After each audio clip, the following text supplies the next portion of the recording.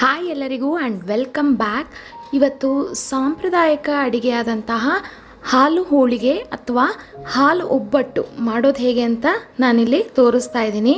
ಇದು ಮಾಡೋದು ತುಂಬಾ ಸುಲಭ ಹಾಗೂ ಅಷ್ಟೇ ರುಚಿಯಾಗಿರುತ್ತೆ. ಬನ್ನಿ ಹೇಗೆ ಮಾಡೋದು ಅಂತ ನೋಡೋಣ.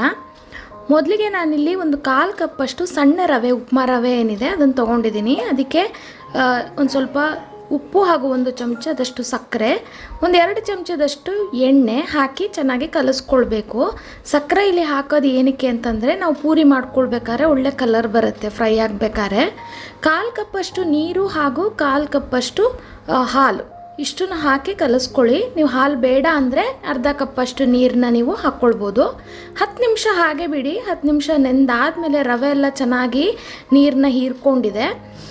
ಇದಕ್ಕೆ 1 ಕಪ್ಪಷ್ಟು ಗೋಧಿ ಹಿಟ್ಟನ್ನ ಹಾಕ್ಕೊಂಡು ನಾವು ಕಲಿಸ್ಕೊಳ್ಬೇಕಾಗತ್ತೆ. ನೋಡ್ಕೊಂಡು ಕಲಿಸ್ಕೊಳ್ಳಿ. ನಿಮಗೆ ನೀರು ಬೇಕು ಅಂತ ಅನಿಸಿದ್ರೆ ಸ್ವಲ್ಪ ನೀರನ್ನ ಹಾಕ್ಕೊಳ್ಬೋದು. ನನಗೆ ಇಲ್ಲಿ ಹಿಟ್ಟಿಗೆ ಕಲಿಸ್ಬೇಕಾದ್ರೆ ಸ್ವಲ್ಪ ನೀರು ಗಟ್ಟಿ ಅನ್ನಿಸ್ತು, ಅದಕ್ಕೆ ನೀರು ಹಾಕ್ಕೊಳ್ತಾ ಇದ್ದೀನಿ. ಹಿಟ್ಟು ಕಲಿಸ್ಕೊಂಡು ಈ ರೀತಿ ತುಂಬ ಸಾಫ್ಟಾಗಿರಬಾರ್ದು, ಹಾಗೆ ತುಂಬ ಗಟ್ಟಿಯಾಗಿ ಕೂಡ ಇರಬಾರ್ದು. ಇದು ನೋಡಿ ಕರೆಕ್ಟಾಗಿದೆ.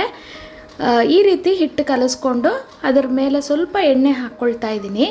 ನೀವು ಹಿಟ್ಟು ಕಲಸಿ ಡೈರೆಕ್ಟಾಗಿ ಕೂಡ ಪೂರಿನ ಮಾಡ್ಕೊಳ್ಬೋದು, ಅಥವಾ ಸ್ವಲ್ಪ ಹೊತ್ತು ನೆಂದಾದಮೇಲೆ ಕೂಡ ನೀವು ಪೂರಿನ ಮಾಡ್ಕೊಳ್ಬೋದು. ಅದರಲ್ಲಿ ಏನು ತೊಂದರೆ ಇಲ್ಲ.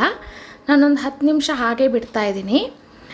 ಈಗ ನಾನು ಮೊದಲೇ ನೆನೆಸಿ ಸಿಪ್ಪೆ ತೆಗೆದಿಟ್ಕೊಂಡಿರುವಂತಹ ಬಾದಾಮಿ ಹಾಗೂ ಗೋಡಂಬಿ ಒಂದು 10 ತೊಗೊಂಡಿದ್ದೀನಿ. ಇದನ್ನು ಮಿಕ್ಸಿ ಜಾರ್ಗೆ ಹಾಕ್ಕೊಂಡಿದ್ದೀನಿ. ಇದಕ್ಕೊಂದು 1/4 ಕಪ್ಪಷ್ಟು ತೆಂಗಿನಕಾಯಿನ ಹಾಕ್ಕೊಂಡಿದ್ದೀನಿ. ಜೊತೆಗೆ ಸ್ವಲ್ಪ ಹಾಲನ್ನ ಸೇರಿಸಿ ನುಣ್ಣಗೆ ರುಬ್ಕೊಳ್ತಾ ಇದ್ದೀನಿ.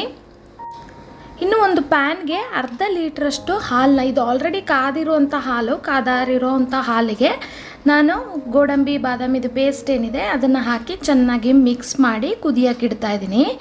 ಇದು ಚೆನ್ನಾಗಿ ಒಂದು ಕುದಿ ಬರಬೇಕು. ಅಂದರೆ ಈ ಗೋಡಂಬಿ ಬಾದಾಮಿ ಪೇಸ್ಟು ಹಾಲಲ್ಲೇ ಬೇಯಬೇಕು.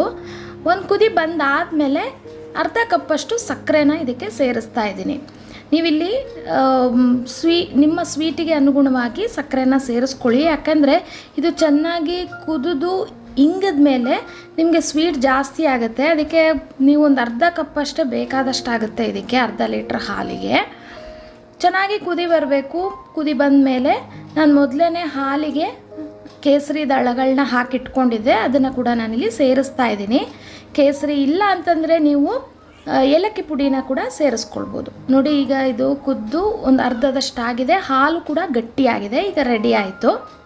ಇನ್ನು ನಾವು ಪೂರಿನ ಮಾಡ್ಕೊಳ್ಳೋಣ. ಈಗ ಒಂದು 10 ನಿಮಿಷ ಆಗಿದೆ. ಇದನ್ನು ಚೆನ್ನಾಗಿ ನಾದ್ಕೊಂಡು ಸಣ್ಣ ಸಣ್ಣ ಉಂಡೆಗಳನ್ನ ತೊಗೊಂಡು ಪೂರಿ ಮಾಡ್ಕೊಳ್ಬೇಕು. ಇಲ್ಲಿ ನಾವು ಪೂರಿ ಕಲಿಸ್ಕೊಳ್ಬೇಕಾದ್ರೆ ಸಕ್ಕರೆ ಹಾಕ್ಕೊಂಡಿರೋದ್ರಿಂದ ಪೂರಿ ನಿಮಗೆ ಫ್ರೈ ಆಗಬೇಕಾದ್ರೆ ಒಳ್ಳೆ ಕಲರ್ ಬರುತ್ತೆ. ತುಂಬ ತೆಳ್ಳಗೆನೂ ಲಟ್ಟಿಸ್ಕೊಳ್ಬೇಡಿ, ಹಾಗೆ ತುಂಬ ಗಟ್ಟಿಯೂ ಕೂಡ ಇರಬಾರ್ದು. ಅದಲ್ಲದೆ ಸಮವಾಗಿರಬೇಕು. ಒಂದು ಕಡೆ ತೆಳ್ಳಗೆ ಅಥವಾ ಒಂದು ಕಡೆ ದಪ್ಪಗೆ ಇರಬಾರ್ದು. ಆ ರೀತಿ ಆದರೆ ಪೂರಿ ಚೆನ್ನಾಗಿ ಉಬ್ಬಿ ಬರೋದಿಲ್ಲ. ನೋಡಿ, ಈ ರೀತಿ ನೀವು ಲಟ್ಟಿಸ್ಕೊಳ್ಬೇಕು. ನಾನಿದನ್ನು ಹೀಗೆ ಫ್ರೈ ಮಾಡ್ತಾ ಇಲ್ಲ, ಎಲ್ಲ ಒಂದೇ ಸಮವಾಗಿ ಒಂದೇ ಶೇಪಲ್ಲಿ ಇರಲಿ ಅಂತ ಅಂದ್ಬಿಟ್ಟು ನಾನು ಇದನ್ನು ಒಂದೇ ಅಳತೆಯಲ್ಲಿ ಕಟ್ ಮಾಡ್ಕೊಳ್ತಾ ಇದ್ದೀನಿ. ಇದು ಆಪ್ಷನಲ್, ನಿಮಗೆ ಬೇಕಿದ್ರೆ ಮಾಡ್ಕೊಳ್ಬೋದು. ಈ ರೀತಿ ನಾನು ಪೂರಿಗಳನ್ನ ಹಿಟ್ಟನ್ನ ಲಟ್ಟಿಸಿ ತೆಗೆದಿಟ್ಕೊಂಡಿದ್ದೀನಿ. ಇದನ್ನು ಇನ್ನು ಡೀಪ್ ಫ್ರೈ ಮಾಡೋದು.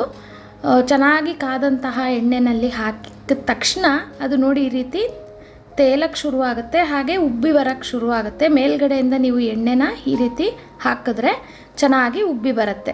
ನೋಡಿ, ಈ ರೀತಿ ಚೆನ್ನಾಗಿ ಪೂರಿ ಫ್ಲಫಿಯಾಗಿ ಬರುತ್ತೆ.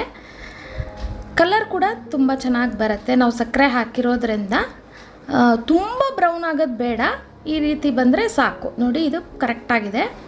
ಇನ್ನು ನಾವೇನು ಹಾಲು ಮಾಡ್ಕೊಂಡಿದ್ವಲ್ಲ ಅದು ಕೂಡ ಸ್ವಲ್ಪ ತಣ್ಣಗಾಗಿದೆ, ಮಂದವಾಗಿದೆ. ಇದನ್ನು ಪೂರಿ ಮೇಲೆ ಹಾಕಿ ನಾವು ಸರ್ವ್ ಮಾಡೋದು ತುಂಬಾ ಟೇಸ್ಟಿಯಾಗಿರುತ್ತೆ. ನಿಮಗೆ ಒಬ್ಬಟ್ಟು ಮಾಡೋ ಕೆಲಸ ಇರೋದಿಲ್ಲ. ಹೂರಣ ಮಾಡೋದು ಅಥವಾ ಒಬ್ಬಟ್ಟು ಹೇಗಪ್ಪ ಮಾಡೋದು ಅಂತ ಯೋಚನೆ ಮಾಡ್ತಿದ್ರೆ ಈ ರೀತಿಯಾದ ರುಚಿಯಾದ ಸಾಂಪ್ರದಾಯಿಕ ಹಾಲು ಹೋಳಿಗೆನ ನೀವು ಈ ಯುಗಾದಿ ಹಬ್ಬಕ್ಕೆ ಟ್ರೈ ಮಾಡಿ. ಮುಂದಿನ ಇಂಟ್ರೆಸ್ಟಿಂಗ್ ರೆಸಿಪಿಯೊಂದಿಗೆ ನಾನು ನಿಮಗೆ ನೆಕ್ಸ್ಟ್ ವಿಡಿಯೋದಲ್ಲಿ ಸಿಗ್ತೀನಿ. Stay tune, stay connected. Thank you for watching.